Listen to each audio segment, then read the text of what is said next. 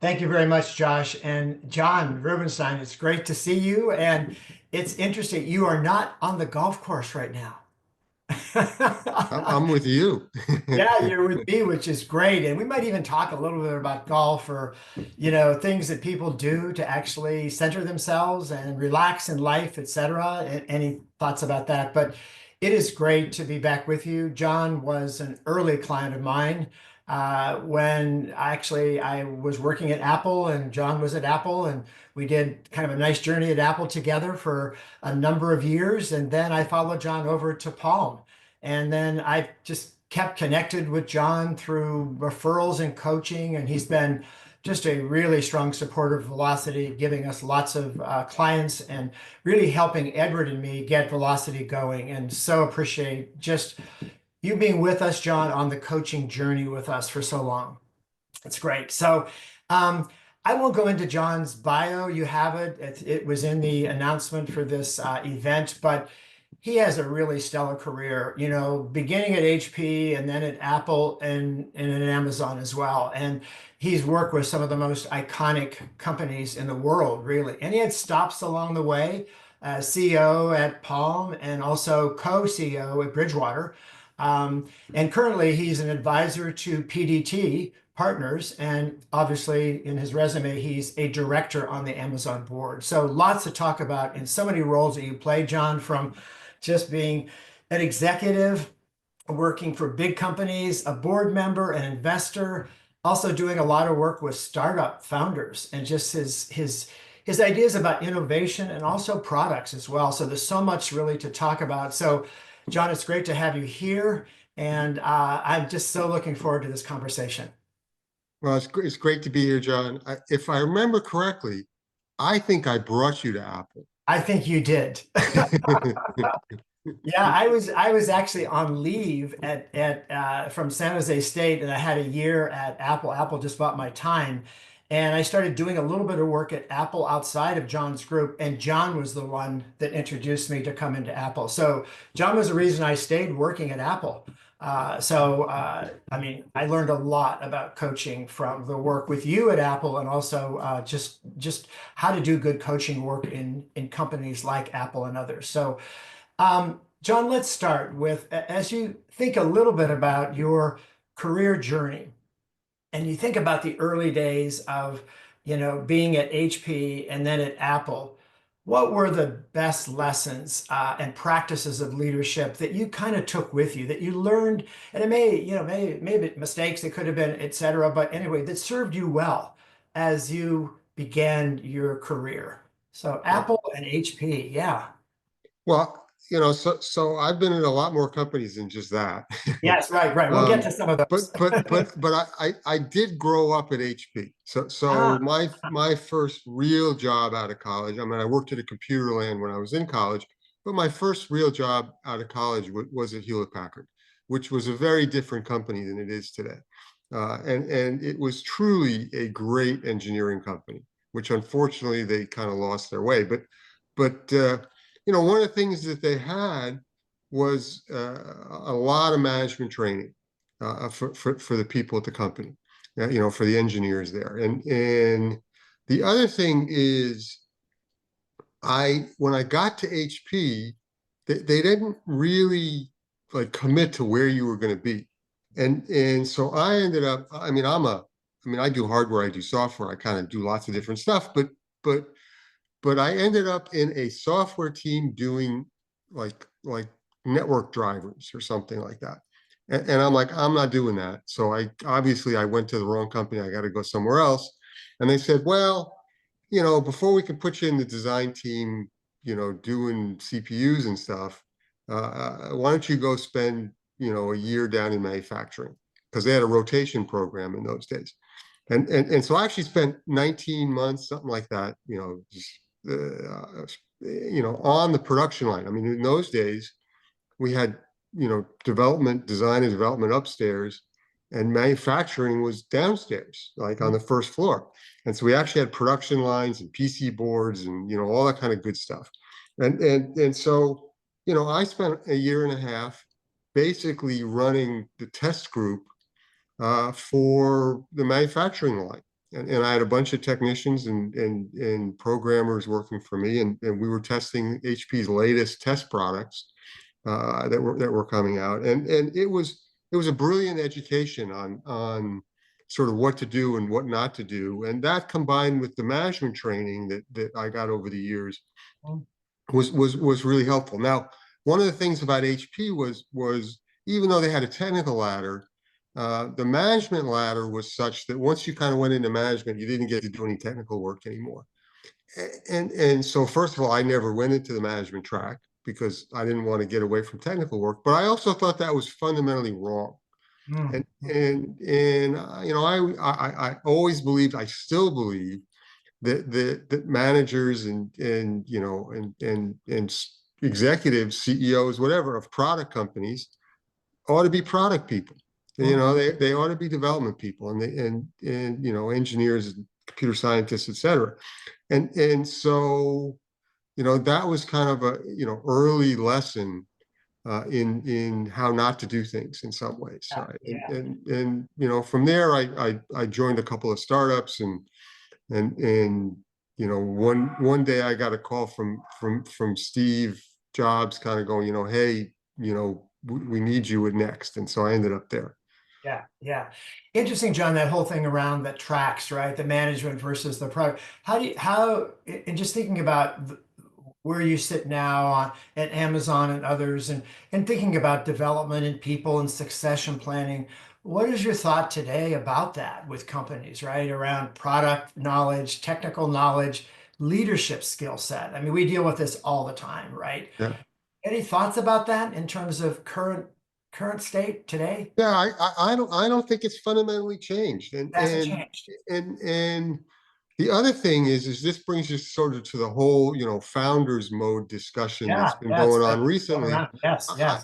I think that's got a lot to do with it. I mean, I've always gravitated towards founder-run companies, Yeah. right? And not so much in the early days at HP, although Yeah. I'm old enough to when I was first at HP, Bill and Dave were actually around still. They Right. actually walked around. No, I was in Fort Collins, Colorado at the workstation division. Yeah. And, they would come to visit and play poker with some of the old timers. Mhm. But I think that founder run companies are fundamentally different. And when you replace, it's very hard to replace the founder. When you bring in a CEO, I think a lot of VCs make mistakes when they do that because you sort of lose the DNA of the company. Yeah. You lose some of the drive. So Yeah. so I tend to gravitate towards companies that are founder run or close to founder run. Yeah. Um, I mean, Andy Jassy's not exactly a founder of Amazon, but Mhm. he's been there for 20 something years, and trained at sort of Jeff's feet for all those years, right? And Yeah. but I think you need to have a good grounding in business concepts, and I don't think an MBA is necessarily needed, but I mean, I wish I'd had time to get an MBA along the way. I mean, I really do. Kind of um, learned it as you went, right? You kind of learned yeah, it all this. but I mean, I have friends that David Yaffe at Harvard Business School. I know a bunch of people at Stanford, right? And I would love to have taken their class. I mean, I sit in on David's case study of Qualcomm every year, Yeah. right? He does his Qualcomm class. So since I was on the board for That for a worked couple of Qualcomm. years, Yeah.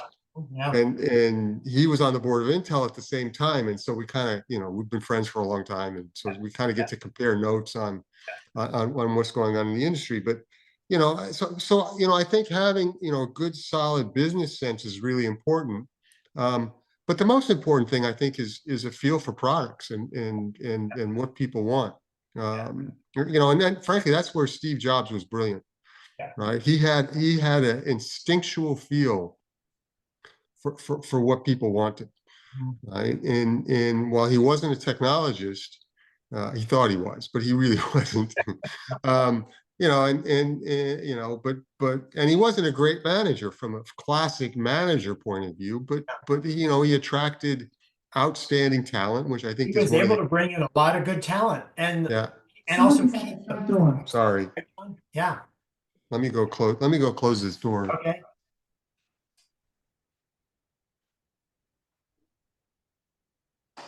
Sorry about that. Yeah. So, John, thinking about as we've gotten into the Apple, time, as you think about your journey, and you and I did some work with teams at Apple, particularly with your team, and so much of our work at Velocity, John, is with teams, right? Building high performing teams, getting teams to people to work well together with each other. And you remember we did the speed dating where we brought them together and had them each give feedback to each other and tried to actually get people to collaborate more. Uh, any thoughts about the importance of building high performing teams when you've got a collective group of people, all of whom are very smart and oftentimes struggle somewhat working with each other? It is a focus of our coaching a lot. I'd love your thoughts about just what does it take to build a high performing team when you need these people to work together and not point fingers at each other all the Yeah. time. Yeah. Yeah. I think, that exercise is sort of about building trust, Yeah. It's trust. right? Yeah. And I think trust is a key thing. I mean, look, people don't have to love each other to work together, Yeah. right? But they do have to trust each other, and they have to trust that the best interests of the project or the company are what people are concerned about, and not putting themselves first. Um, so I think that's a really, I mean, that's sort of a classic couples counseling exercise, We um, call that sort of an intervention, John. Like a yeah, intervention. it does work. I mean, look, I've been at startups that hired psychiatrists, right, Yeah. who sit in on the meetings, Yeah. and go, okay, now what did Joe say? Dan, please repeat that, right? And sort of those types. So I think that's a really valuable exercise. I think one of the most interesting ones to build up to that point Yeah. Yeah. was the one where you basically took everyone's Myers-Briggs Yeah. Yeah. and then you laid it out on the floor in the room and you had everyone stand in that location that A sort of spot matched. really identified their type, Yeah. right? Their Right. And preference. and Yeah. and I think for a lot of people in the room, the light bulb kind of went off. Yeah. Yeah. That oh, so and so's not an asshole. They're just different than me. Yeah. Right. Yeah. And Yeah. understanding the differences, was really dramatic. I mean, I remember really clearly because when we did it on my team, pretty much the entire team lined up on sort of one side of the room, not one corner, but spread all across one side of the room. And then Johnny Ive was off in the opposite corner. and it's sort Which of, was always the case, right? yeah, and it's just so Johnny was just different, Uh-huh. not because he was a creative, right? Exactly. And the Yeah. rest of us were all, design and engineering Yeah. types. And so, that led to a level of trust of like, oh, he's not just trying to be difficult. He comes from a very different place. Yeah. And same thing, we looked across the room and you see someone on the other corner from you, and you go, okay, well, they have a different focus or coming from a very different place, and so you got to meet them in the middle, Yeah. Yeah. right? And that's then what that exercise of the one-on-one exercise is, then that comes into play to help people meet in the middle and sort of work on their working relationship. But I think relationships are really important. Look, you Yeah. should hire really great people, but you can't hire someone who's just not gonna play nice with everybody, Yeah. right? And because it doesn't, it's great to have a superstar, but it's too destructive to the organization if they're a complete jerk. Yeah. So you need to sort of filter that a bit. Yeah. But look, like Jobs used to always say, A players hire A players, and B players hire B and C players. And you don't want a bunch of B and C players. You want everyone to be A players, and then you got to get them to work together. I think the work you did with several of my teams over the years, I think was incredibly valuable. Now it was funny because when I first went to Jobs and said, hey, I want to hire John Baird to come in and do Yeah. some coaching, he goes, what do you need coaching for? I give you feedback all the time. Did Wasn't he ex give you feedback all the time? Oh, Maybe he he sure did. did. Yeah, But it wasn't exactly the type of feedback that was helpful, a little bit or different. wasn't One always thing, helpful. one thing, John, that was really important that I find critical in doing this kind of work with teams is the leader has to be willing to accept the feedback and to be vulnerable in some ways and to take the feedback. I remember during that exercise, as you talk about, I'd forgotten about the Myers-Briggs and standing in the room, how you put yourself out there around just, that this is important to do, here's why. And you were vulnerable yourself. And I think that helped build the trust. It's hard if the leader doesn't actually accept some of the responsibility. I remember that exercise, you got some feedback, you got some tough feedback, Yeah, and, but it was helpful. We worked on it in our coaching after that meeting. So it's interesting the commitment of the leader, right, to that work and the mindset that you take in I mean, doing it. I think we spent a couple of years working together, We did at and Apple for sure. both for me personally, and also for the team. Yeah. And I found it tremendously beneficial, which is why I keep bringing you and now Edward back, keep bringing you Right. guys into And to all these organizations, different things. Yeah. whenever Yeah. I end up someplace. But you know, I think it was also invaluable for the team. My wife rarely admits that I'm right, but she did actually admit that bringing you in to help her with her team when she took I over as remember a that work that we CEO, did, right? And ended up being work with some other people beyond that, right? Yeah. right, and Uh, working with the team to really get everyone to work well together, was right. I think was invaluable. Like so It's interesting, John, as we think about your career, as we were starting Velocity back 10 years ago, I remember connecting with you in San Francisco, and I remember you talking about dinners that you were having with founders that were starting company, or they were in the early stages, or maybe they were thinking about product ideas. I would love for you to talk a little bit about some of the challenges that you found them talking about, and also some of the advice you gave them. These were earlier stage companies in some ways, and you're giving advice about whether to start, or they were on their journey and they were building their team. Any thoughts to, founders, young founders starting companies and the advice that you, because you did those dinners for a number of months, I know, a couple of years actually. couple of So years so so actually. so Yeah. so so, so the way this happened is I was chatting with Mark Andreessen one day, Yeah. and he was saying, well, we got a couple of people who are kind of sort of just consultants who help Yeah. us with a Yeah. bunch of our startups. And I'm like, well, I don't really want to be a VC, so scratch that.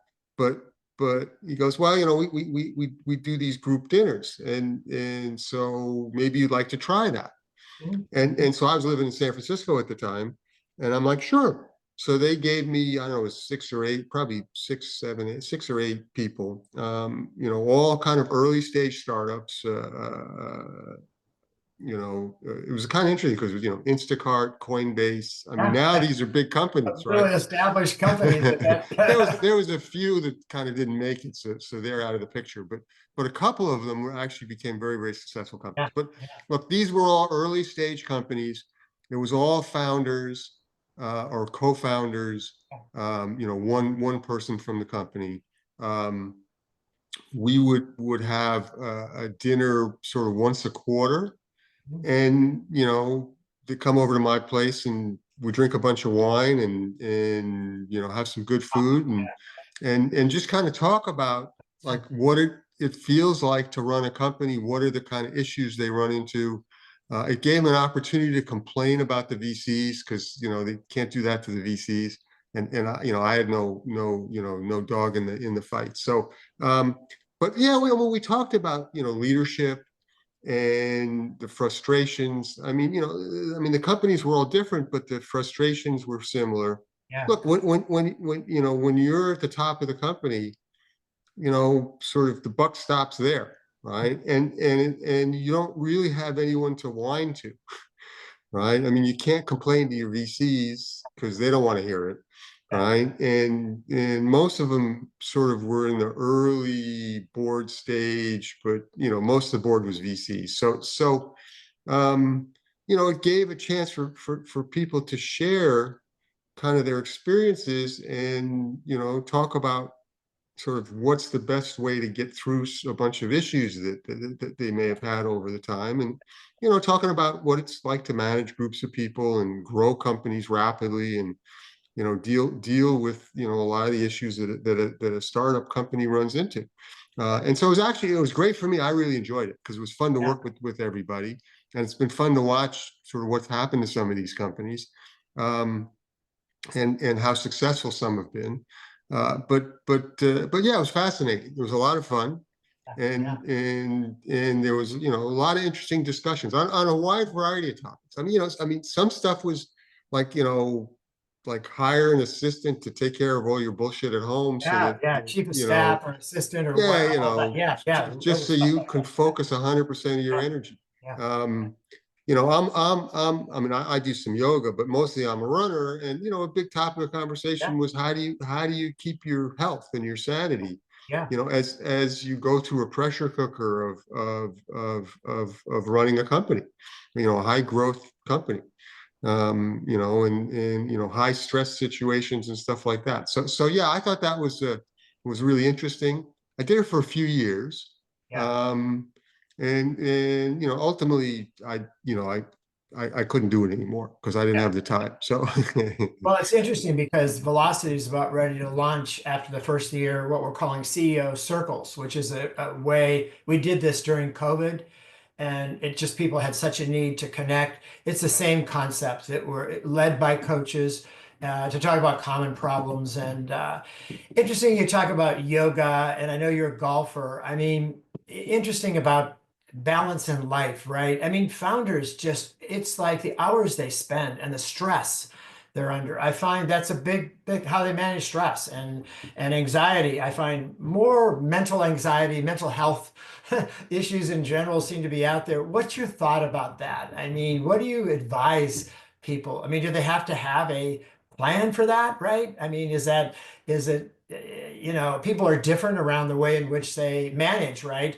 Their stress. Some people they just have to be in the mix all the time, but it does catch up to some people in a different kind of well, way. I mean, I think you have to approach it very intentionally, Yeah, right? And yeah, and and so I mean, I worked with Steve on and off for 16 years, yeah, right? And yeah, and my thing was, I'm not a big lunch guy, so 3 out of 5 days a week, I go for a run at lunch, right? yeah, And I've been doing that for yeah. A 45 lot of years or years. something. um, and so this was a constant running battle with his admin, that he'd always want to schedule a meeting when, I was out And for you a were run, running. and it was like, no, that time's not of it. I would block the calendar. And so it was a constant battle. So, I think you have to approach it in a very thoughtful way, Yeah, and set time aside for whatever it is you do, yeah.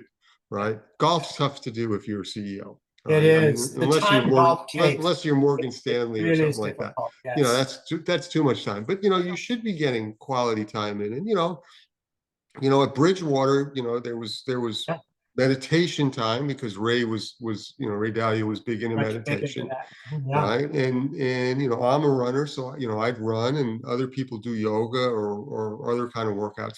Tim Cook is in the gym every morning at, I Yeah. don't know, Regularly in Palo 4:30 or Alto. Yeah, something yeah, for something sure. crazy like that, right? Yeah, yeah, And so I think you need to make it part of your schedule and part of your life. yeah. Yeah. No, we coach that as well. Most of our clients have that kind of plan. John, it's interesting. When I think about you, I think a lot about innovation as well, right? Innovation is interesting to think about, right? You've worked for some of the most innovative companies in the world, right? That are just so iconic in so many different ways.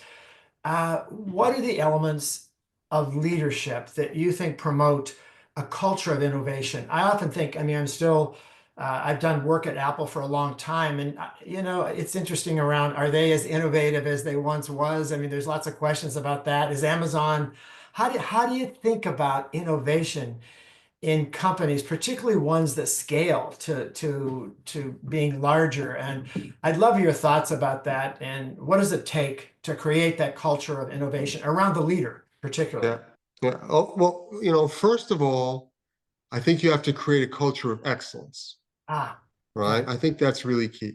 yeah, And then you need to create a culture of innovation. I mean, that sounds like redundant, but yeah, most companies don't have that, yeah. right? And the CEO goes, "Oh, I need to do innovation, so let me hire a, chief innovation officer," which Mhm. is nonsense, right? Because it's either part of the culture or it's not. Yeah. Um, the other thing is most companies are sort of managed quarter to quarter. It's very hard to innovate on a quarterly basis. Uh-huh. You got to take a long-term point of view. When I got to Apple, I got there, about, I don't know, 6, 8 months before Steve came back, Mhm. and the company was basically being run by finance, and Yeah. and what counted on projects was ROI or NPV or something like that, and we threw all that away, especially when Steve got back because he didn't care about any of that. Well, Right? that's also, John, when the stock was really low. Wasn't that a bad time for the business? Oh no, it was terrible. It I was mean, that was terrible. really when Apple actually survived. There were some questions about that, right? Yeah, Yeah. no, no. When I got there, we were, I would say, 3, 4 months away from Yeah. bankruptcy, right? Yeah. And Fred Yeah. Anderson, who happened to be the CFO at the Right. time, he Right. was the new Yeah. CFO, and Fred saved the company because he basically refinanced a bunch of stuff and pulled off a financial miracle and bought us the time to bring out the first set of products, of which the iMac was one of those, right? And that's what turned the company around. But he bought us the time to get new products out the door and really restructure the company. I mean, we've cut the company in half, got rid of about half the people at that point in time. And so it was pretty traumatic. But by the way, I think that's one of those things that really helps in saving the company. It was a near death experience. I mean, that's Mhm. one of the things that is so impressive about Satya at Microsoft Yeah. is that he really turned Microsoft around without having a near death experience. Yeah. As Yeah. much as in some ways is hard. We had, it was sort of necessities and mother of invention, right? I mean, we Yeah. had to do something, Yeah. right? And when I got there, the products were all crap, and we had to really innovate and bring out great new stuff. I think a lot of companies, they get their marketing departments and they go talk to a bunch of customers and they see what the customers want, and they go build that. I don't believe in any of that, Yeah. right? And neither did Steve didn't believe in any of that either. I mean, I was the technologist, so I got to pick the technologies we used. But it's you can't design products looking in the rearview mirror, Mhm. right? You can ask people what's important to them, what they like, what they don't like, so you get a feel for how people are using your current products. But you can't ask them what to do for the future because Yeah. they don't have a vision for that. So you have to have a vision. So you Yeah. gotta have people who are really thoughtful about where the world's going and kind of what's going on and what's going to really sort of resonate with customers and what's not, Yeah. right? And look, you got to fail sometimes, right? I mean, I would say our biggest failure during my period of time there was the cube, Mm. right? And yet the cube, and there's a long history behind why the Long cube history. Yeah. failed, but neither here nor there. But what the cube did is it opened up a whole bunch of doors, Yeah. Yeah. right? And a bunch of technology capabilities, products with no fans, and the new way of dealing with plastics, and I mean, there was Mhm. an awful lot of stuff that came out of that project, and touch switches. I mean, just many, many, many things, and so you have to always look at it as what do I learn and how do I move on to the next product, sort of building on top of my previous experiences. That's Uh, part of innovation too, isn't it? right. The lessons learned back and forth. And I was always impressed at how effective you all were with postmortems. that Apple was. You know, after things launches, products, what worked, what didn't work, what did we learn from that? That seemed to be embedded into the Apple culture, which was really interesting for me to see that Yeah, done. well, it's got to be a closed loop system. Yeah, And it's not just in the product itself, but it's in the process. So one of the key things we did at Apple was we, basically created a new product development process that closed a lot of those loops, right? yeah, And yeah, so there's, sort of parallel development, yeah, design for manufacturability. I mean, there yes. was so many aspects of this that are now fundamental in how They're Apple still in develops its products. operation. They're fundamental Absolutely. principles of how they do it. Yeah. It's like it's Yeah. And interesting. so we had to institute all of that, and we Yeah, had to create all of that. And so yeah, you have to close the loop on both the process by which you develop products, but also the products themselves. And I could go through the whole, I mean, we did a lot of products during, I was there, I don't know, nine years, we did a lot of yeah, products, yeah, but yeah. I can go through every product and kind of go, okay, well, nothing's ever perfect, right? And so there was always room for improvement. And so it's a continual improvement philosophy. I was a student of, having grown up at HP, which was really good, but an awful lot of the the approaches, Kaizen and all those kind of things that were, Toyota principles and, sort of actually pre all of that, with early, post-war Japan, and bringing in all those concepts, those are all, I think, critical Yeah, to innovation. yeah, Because and you got to change your cycle time. When I got to Apple, it took 3-4 years to develop a product. Now, they do it in a year. yeah, right, You right, know, right. So you it's have to have process in place to make that happen, right? I mean, it's like, exactly right. yeah. Yeah. Interesting, John. I want to spend a little bit of time as you're an Amazon board member and have been on boards, right, with Qualcomm and et cetera. But what advice would you give to board members? We have board members that are listening or on boards with their companies, et cetera, to increase their impact and effectiveness, right? As they work with their founders, their CEOs, right? We get in coaching, we talk a lot about how our clients work with their boards, right? And so, what would you say from the board member? And then I want to ask a little bit, what advice would you give to founders and CEOs in managing their boards, right? Who manages who, the board or the founders? But thoughts about the board, right? So first of all, what advice would you give to board members to be even more effective with the leaders they're investing in and the founders that they're actually supporting? What do you do So, there? so, so, so the biggest one so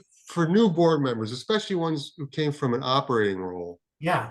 right? I mean, the most important thing is it's nose in, hands out. Which Right? means what? What does that actually mean? You have to have your head in the tent and you got to see what's going on, but you're no longer operating, right? And if you try to be an operating person as a board member, it's a disaster, right? Yeah. And I'm not talking about really early stage, I'm talking about, established companies. So, I think you need to learn an awful lot about how the company works and how it operates, Yeah. right? And but you have to rely on management to manage a company. So your role is an oversight role, not a management role. And I think that's a difficult transition, for a lot of people who were who were going from an operating role into a board member role. Um, you got to prepare, right? And it's not just like the day before the board meeting, but I spend time every day. I mean, I'm on Robinhood and Amazon today. Um, you got to spend every day kind of looking to see what's going on in the world, so that you're educated on what's happening, so that you can be a valuable board member. You got to be engaged. I mean, unfortunately, I've seen board members, not at Amazon, but at other boards I've been on, where, people come to the board meeting and they haven't read the materials. Yeah. I find that shocking, And you can right? tell, right? You can tell too, right? You just know. It's obvious, Yeah. right? So you got to be prepared, and you got to be connected, and you can't bug the management team too much, but you do have to have Yeah. relationships with the management team so that as you have questions or feedback or whatever You can have those conversations, right, John? Yeah. and you can build a level of Yeah. trust, Yeah. where, before Andy was CEO, I mean, I could call Andy up and, kind of go, hey, I got this question about AWS. How are you guys thinking about this? Right. And, we have a long level of trust on that. So, I think you have to have a good relationship with the CEO, and with the other board members. I think, as we recruit new board members on all the boards I'm on, part of it is are they a cultural fit? Right. I Mhm. mean, that's why I'm not at Bridgewater today. I Yeah. was not a cultural fit at Bridgewater. Uh-huh. Ray and I just didn't see Yeah. things in the same worldview at all. Right. And look, he's a very successful guy. Um, you know, obviously he makes billions of dollars, and he's built one of the largest hedge funds in the world, and that's great. But his view of the world was not the same as mine, and I didn't think we should run a company the way he was running it, and he Yeah. didn't like the way I would run it, and so we just Other decided to way, right? part Yeah. ways, and I think that was really important. Yeah. That I mean, I lasted, I mean, I knew within the first couple of months, but I lasted 11 months. Um, but when it was clear that it wasn't going to work, I had to hand the reins off to somebody, right? And it's very possible the person I handed the reins off to is going to be our next senator from Pennsylvania. It's Ah, last time I looked about an hour ago was the about votes of that are still 30,000 undetermined, votes. Dave right? McCormick. Still yet to be determined, right? Yeah. Yeah. Yeah. So That's but good. but Yeah. but The so fit, so right? The fit to the, I think the fit's really important. And look, that's the same thing with hiring a management team. oh yeah, All right. right. When you build your management team, you got to make sure that everyone's a good fit, and that they'll work well together. And it's no different for building a board. Yeah. As far as flipping it around, Yeah, the flip around advice to founders, yeah, leaders who come into their board meetings on just how they show up, right? Yeah. yeah. Yeah, and I've just been going through this with Vlad at Robinhood. So I Ah, joined the Robinhood board just prior to the IPO, mhm. and I'm lead director there. Yeah. And I joined I mean, specifically, I joined to help them go public. Yeah. And I mean, Vlad had a board of a bunch of VCs before, basically, Mhm. right? And so we transitioned the board to being a bunch of board members, right? And not VCs. And so the interaction, I think, is fundamentally different. And Yeah. now most of the VCs are off the board, and we still have Mickey from Ribbit, who's great, Mhm. on the board. Um, but the VCs have a very different approach and viewpoint than sort of more traditional board members have. So I think that the CEO, founder, whatever, they need to learn to look at the board differently, and look at it as not a financial resource, but a management resource, Mhm. right? And a business resource. And so you want to have a board that's got sort of diversity of experience, and you want to rely on them to help you, because again, you're kind of on your own, and it's good to have people around who have various kinds of experience. And for me, on the two boards I'm on, I mean, it's an absolute pleasure to work with a bunch of the board members. I mean, it Yeah. really is, because their experiences are so different than mine. Mhm. And it's I mean, they're it's just fascinating. I mean, I get to spend time with Indra Nooyi and with Wendell Weeks, and with a bunch of just phenomenal people. I mean, forget about the CEOs like Bezos and stuff, but just a very different background than I have, and a very different set of experiences, and I'm always learning things. Yeah. Yeah. And so you should approach it as, the board's not there to bust your chops. It's there to help you and for you to learn from. right? And to be a sounding board, and also to sometimes be guardrails.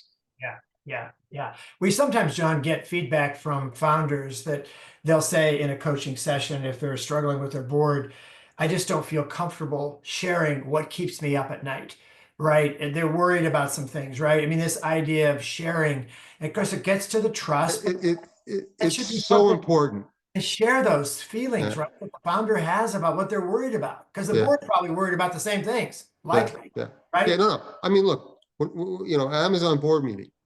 The first hour Ah, is basically executive session with the board and the CEO and now chairman, right? yeah, yeah. And it used to be the first thing Jeff had on his agenda was, here's the 5 things I'm thinking about that are Ah, keeping me up at night, or I'm worried yeah, about, yeah, or yeah. and we would spend an hour On just those kind of things. talking about Yeah, those 5 things. So we might spend an hour on one of them, yeah. right? I mean, and now we do this with Andy as well, and we do with both of them actually, because they both have tremendous insights into both the business and where the world's going. Um, but I think that's really valuable, and it does require a lot of trust. Yeah, That you're willing to expose some stuff that might not be so good, yeah, right? yeah, And where there's a problem or an issue, or a lot of times it's not a technical issue, it's a people issue, yeah, right? yeah. Which Yeah. it's like I always think that everything is technically possible. It's just like, what are the social? There's What are no the real social technical problems. It's problems just that social make it problems. more of a challenge, right? Yeah, awesome. Well, that's interesting. Do you find, John, with boards, I mean, are the boards that you're on, are you discussing you did this in the hour long with the executive session, but during the board meeting itself, what's the flow of that usually? I mean, do you deep dive on some topics sometimes as a result of that sort of hour you had before? How is it set up? Obviously the data and how the company's doing, but how do board members play when they want to go deeper? Because I get feedback that they'd like to talk more about strategy. They have ideas around the market, where things are going. So how is that time allocated, and what advice can we give around that? Yeah, Yeah. So the first thing is, you got a bunch of committees. Let the committees do the bulk of the oversight, the oversight work. Yeah. Uh-huh. right? And don't spend a lot of time at the board meeting on that. I mean, you got to do whatever's required, and you should do that, but you should do it efficiently and quickly, and that's not where you should spend your time. You should spend your time on strategy. Yeah. Where's the company going? Where's the world going? Yeah. How are you responding to the changes in what's happening out there? And that should be, it's interesting because some boards have, like, once a year they have a strategy offsite. Yeah. you They know go offsite together and do strategy. Yeah. yeah, and I think that doesn't make any sense, because you ought to be doing it every meeting. All the I mean, time. that's what the Yeah. meeting Yeah. is for, Yeah. Yeah. right? And yes, of course, I mean, we do it, Amazon, we do every board meeting. We can't do everything, right? Because there's too many different groups Yeah. at Yeah. Amazon to review everything. But so we have a regular cadence, and AWS is broken into two because it's so big. But we'll sequence through all the different businesses, but the bulk of the discussion is on where the business is going and where the world is going, Yeah. right? And what's happening out there, and Yeah. and how is it going to affect us, and what obviously a big discussion at Amazon is always capital allocation, because we spend a lot of money, Yeah. right? Yeah. And I think that should be true for most companies. It's Yeah. like one of the most important things the CEO does is capital allocation, Yeah. Yeah. right? Yeah. And so where are you going to invest, Yeah, yeah. And that right? should be a strategic discussion too, right? Around strategy, the capital Absolutely. allocation. And I think we're, Josh, at that point. John, we could go on and on. There's so many We can things. go on for hours, I John. mean, I we could mean, go you on and for I have done hours this for so together. long. There's so many things we didn't talk about, but I want to stop because this is the time that we usually ask people to have questions that they may have. So let me turn this over, Josh, to you. I think we're at that time, about that moment, right, Josh? Yes. And so Yes, thank you. anybody can start and jump in here with John. And John, thanks so much for all this. This was fascinating to me, really. So, John, for you, always happy to do it. all right. Thank, Thank you so much. Yes, Josh, go. That's great. Thank you both. That was an amazing discussion. So I have three questions for you so far, and like John said, we invite you. You can either submit them just via direct message to me, or just ask it in the webinar chat. We're happy to help you. The first question is, given all the large name companies you worked for, John, and all the different hats you wore, uh, did you find that the culture and goals varied immensely, and were there any universal leadership principles that you found effective between all the environments that you could share? Mm. Interesting question. So first Yeah. of all, I specialize in crazy billionaires, right? That's my that's my specialty. Um, you couldn't find companies that are more different than all the ones I've been on. I mean, they're completely different. I think there's, the thing about all of them is the CEO and the leadership team have a maniacal focus on the business, Mm. right? And in Apple's case, it's about products. In Amazon's case, it's about customers, right? In Bridgewater's case, it's about, how the world works, from a financial point of view. I mean, every company I've ever been at, it has sort of its own DNA and what its focus is. But they're all of them are self-aware, right? It's part of their principles. And so you should be able, this was always the argument I had with Ray Dalio, is like, Ray, Toyota, 14 principles. Amazon used to be 14, now it's 16. The Bible, 10 principles. 375 is not principles. So, that's an operating manual. Maybe it's the Talmud, I don't know. But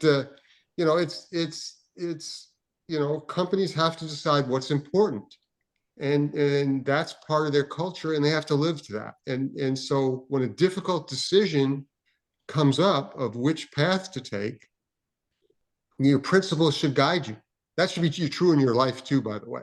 We'll see how the next 4 years goes. But and I think, look, this is where Steve was absolutely brilliant, Mm. right? In that he, when he got to a fork in the road, he, no regrets, no second thinking, just sort of, he picked a path, right? And he was really good at that. And he bet all the chips. He'd drive me crazy because we'd switch from one generation of iPod to the next, and it usually there's like a 6 month lead time to manage materials and stuff. And Steve would go, okay, well, we're going to ship this new iPod for Christmas, so shut off the old iPod in June. And I have a heart attack. And I'm like, no, no, Steve, I can get rid of, all the excess inventory, various places around the world. And he goes, nope, shut it off. And so he basically bet all the chips, right? And he pushed all the chips in the middle of the table. And Apple was a very lucky company. So, it usually worked out. Rarely we didn't, I mean, look, a lot of people work night and day to make all that happen. Right. But Steve was a big gambler, and he would bet all the chips, and it's basically a single cylinder engine.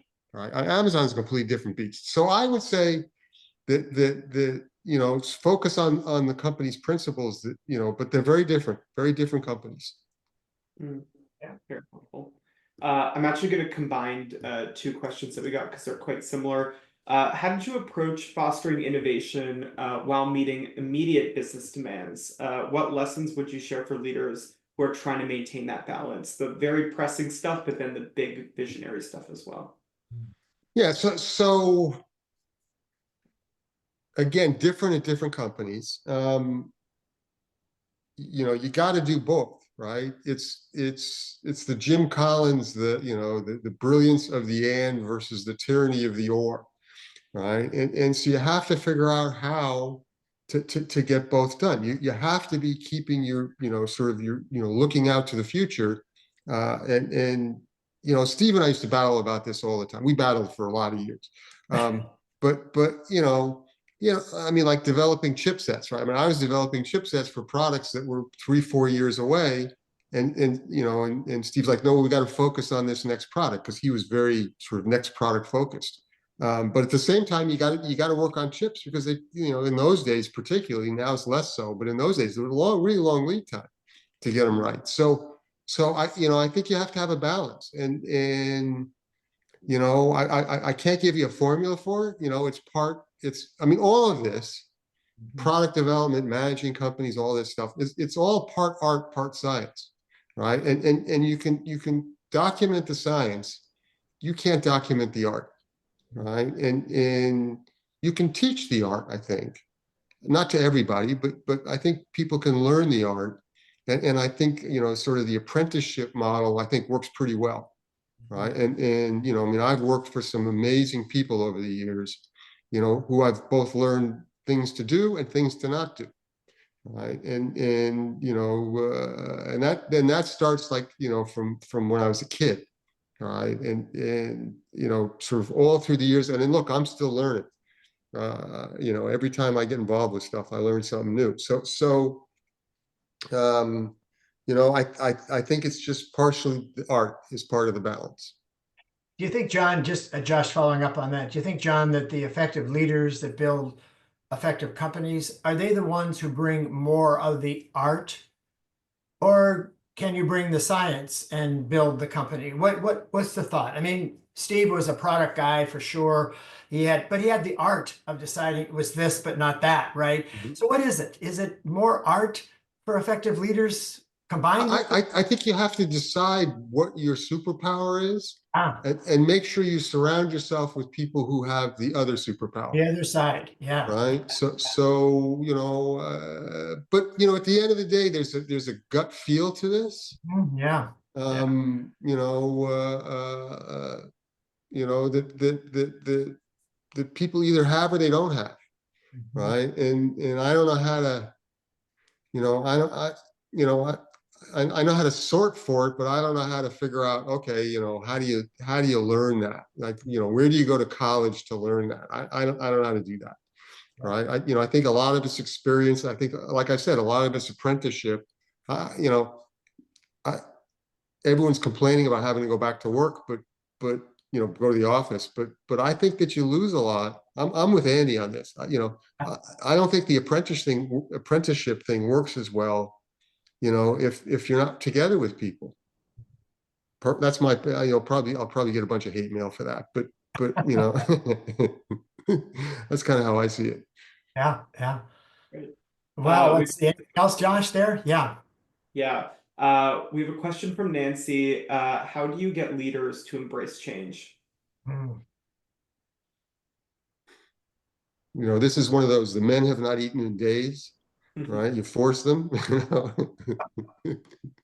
um, yeah, I mean, look, I think it's about, communication, right? I mean, that was another thing that Steve was brilliant at, right? Whether it was one-on-one or Steve on 100,000, it didn't matter.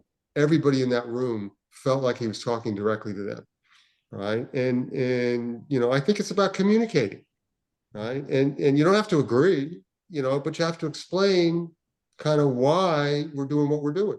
If you want to see one of the most interesting examples of Steve, like in his element, if you search on the web, there's a video from very early when Steve came back to Apple, right? And we're all in a meeting, and I'm in the front row there. You can see me there, and someone asks an asshole question, right? I forget what it was about, but it was some technology that we were dumping. And, Steve went into a discussion about, basically why we were doing what we were doing. And John, you should find that and send it out to everybody. Yeah. Yeah. That's a great one. We should, Josh, make a note of that. Yeah, Find and send it out to our listeners. Yeah. yeah, because it is a master class in how you deal with getting everyone on the same page to go take the hill. Yeah. All Yeah. right. And that's what Steve was really, really good at, is getting, communicating to everyone, this is what we're doing, here's why we're doing it, and that's the hill we're going to go take. Yeah. All right. And everyone would just sort of jump to, right. And that is a good example of how to do that. Yeah. I agree, John. I think communication is critical, and the why. I mean, and you did a lot of that, right? I remember at Palm, as we were sort of moving through that company, there were lots of times in which we had to step back and say, why are we doing this, right? What does this really mean to people? And those conversations, I thought, were some of the most valuable ones that we Yeah. had as we Yeah. progressed And through. you got to be honest. Yeah. right? I mean, Yeah. if there's a lot of people aren't honest, and everybody kind of knows, right? I mean, it's hard to hide that, right? I mean, companies, people in companies know what's going on. I mean, Yeah. you may not think they do, but they do, Yeah. right? And they may not know all the details, but you get a feel what's going on. Yes. Well, I think, Josh, we might be there, right? I don't know. Can we squeeze one quick question in? One Sure. quick question for quick sure. question. Yes. Do you see, and I'm actually very curious to answer, do you see a new generation of leaders that have a different style or priorities compared to leaders when you started? Curious what they may have in common or what they may be different on. Well, I mean, yeah, the world's changed, right? I mean, it's doing hardware companies is a lot different than doing software companies, right? And when I started in the business, it was mostly hardware and chip companies, and software was sort of not the prime, not the main event.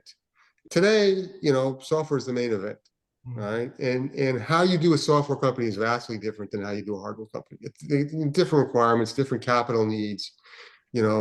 I mean, hardware, you got to get it right the first time. Software, you just put out software updates. you know, it's a very different. You can test stuff. A lot of websites you go to, for good companies, there's probably 10 different versions of the website of the page you're looking at, and they're running analytics on which page is best, right? You can't do that in hardware. So it's a very different game. Um, and but it still takes a long time. I mean, everybody talks about these overnight successes, but most of these companies take years and years to do. So if you're going to do a startup, I mean, you have to commit to a lot of years of your life to if you're going to make it successful, and that's a really big commitment. And I think a lot of people going into it don't understand how big a commitment it is. I mean, I was reading something from my buddy Jensen the other day, and he was saying that if he'd known how hard it was going to be to do NVIDIA, he never would have done it. Which I don't believe, by the way. Knowing Jensen, I've known him for many, many years. Knowing him, I don't believe it at all. But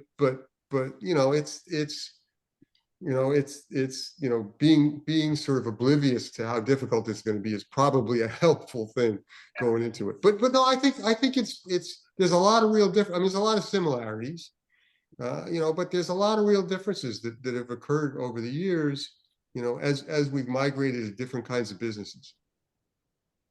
Wonderful. With just less than a minute I left. just saw Edward sending a link Oh, across. yeah.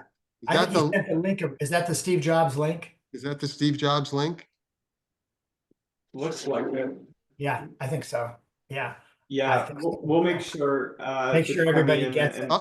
I'll take a look at it and I'll send you guys an email. Josh, that topic of differences in leaders, I mean, I certainly have coached, I mean, I had mostly young founders now, the differences in leadership and just how they were brought up, their mindsets, all the things, John, you were talking about. This could be a whole topic. Yeah, no, I mean, Could be a whole look, topic. I think the big message is there's no right answer, Mhm. yeah. right? There's a lot of different ways to skin the Yeah, cat, yeah, right? And so there's no right way or wrong way. You have to find your way. Right. And I mean, there's a lot of fundamentals that you can learn. There's a lot of books, and my buddy Steve Blank has written tons of books on doing startups and yeah. all that kind of stuff. And some of his disciples or whatever, Eric Ries and all that, the lean startup. I mean, there's a lot of fundamental information. I mean, Horowitz's book is pretty good, on doing startups and so you can learn from those, but you can't be those. I mean, I watch people put on, black turtlenecks and jeans with holes in them, but that doesn't make you Steve Jobs. It just Well, doesn't. Maybe that's a good one to end on, right, Josh? I was just gonna say, couldn't end on a better note there. Yeah. John and all of you joining, thank you so much. We appreciate it, and looking forward to the next one. Thank you both. Thanks, everyone. And John Thank you. Rubinstein, Thanks. you And are the John, best. let me just say, John, thank you so much for everything you've done for me over the years. It's just been a pleasure working with you. You have been so helpful.